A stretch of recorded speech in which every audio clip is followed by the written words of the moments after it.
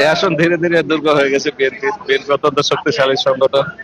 BNP যখন আমাদের নেতৃত্বে বা আমাদের সহযোগিতায় যখন সাধারণ মানুষের সাথে মিলেমিশে যখন আমরা একত্রে চলা শুরু করেছি এবং মানুষের পাশে দাঁড়িয়েছি, বিশেষভাবে গণতান্ত্রিক আন্দোলনে, ভোটাধিকার আন্দোলনে, স্বৈরাচার বিরোধী আন্দোলনে যখন আমরা একত্রিত হয়েছি, ঐক্যবদ্ধ থেকেছি, তখনই এটি আস্তে আস্তে বিএনপি দুর্গ হিসেবে গড়ে ওঠে। চেয়ারম্যানের তো নির্দেশনা ছিলই, ওনার নির্দেশনার সহযোগিতায় এটি আমাদের বিএনপি দুর্গ হয়ে গড়ে উঠেছে।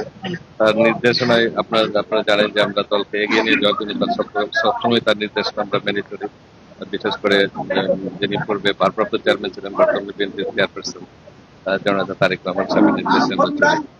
আর তার সুযোগ্য নেতৃত্বের কারণেই আজকে আমরা কিন্তু আমাদের এই সাফল্য, এবং এই আসনটি আজকে আমরা বিএনপিকে উপহার দিয়েছি।